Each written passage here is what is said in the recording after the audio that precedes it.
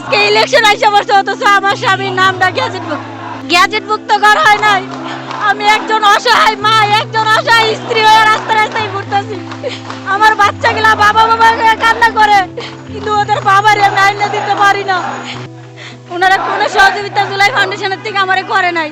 আমি ওনাদের কাছে গেছিলাম, ওনারা যায় নাই, তারপরে ওনারা আমার কাছে সহযোগিতা করে নাই। ওনাদের কাছে আমি গেছিলাম, ওনারা বলছে আপনাদের কাগজ আসে নাই, অথচ জায়গায় জায়গায় আমি কাগজ জমা দিছি। ওনারা আমার কাছে আমারে কোনো সহযোগিতা করে নাই। ওনারা বললো যে আমাদের যদি ওই মন্ত্রণালয় থেকে আমাদের কাছে আসে তাইলে আমরা সহযোগিতা করবো, কিন্তু মন্ত্রণালয়ে কাগজ জমা দিছি, সচিবালয়ে দিছি, ডিসি অফিসে দিছি, সিভিল সার্জন অফিসে দিছি, আমাদের থানার থেকে সব কিছু ডকুমেন্ট আছে, অথচ আমার স্বামীর নামটা এন্ট্রি হয় নাই। আমার এই দরজার থেকে এই দরজায় ঘুরানোই হচ্ছে, কিন্তু কোনো আর্থিক সহযোগিতা আমার করা হইতেছে না। আজকে ইলেকশন আইসা বসে, অথচ আমার স্বামীর নামটা গ্যাজেটভুক্ত করা হয় নাই। আমি একজন অসহায় মা, একজন অসহায় স্ত্রী হয়ে রাস্তায় রাস্তায় ঘুরতেছি।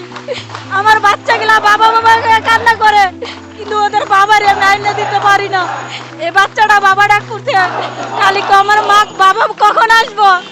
বড় ছেলেটা বলে বাবার কি তুমি আনবো না, আমি কখন কি উত্তর দেয়, কিন্তু কেউ তো বোঝে না যে আমার ভিতরে কি হয়ে যাইতেছে। কিন্তু ওনারা আমার স্বামীর নামটা এখন তো গ্যাজেট করে না। এটা কি বাংলাদেশে আমরা বসবাস করি, যাদের রক্তর বিনিময়ে স্বাধীন পাইছে, অথচ ওদেরকে এই সম্মান দেওয়া হয় না। এটা সেরকম বাংলাদেশ। আমার সবার কাছে একটাই রিকোয়েস্ট, ডক্টর ইউনূসের কাছে, যে যারাই আছে সবার কাছে আমার একটাই অনুরোধ, আমার স্বামীর নামটা গ্যাজেটভুক্ত করা দেওয়া হোক, আমার স্বামীর সরকারি মর্যাদা দেওয়া হোক। আমার স্বামী যে দেশের জন্য শহীদ হয়েছে, আমি এটাই চাই সবার কাছে।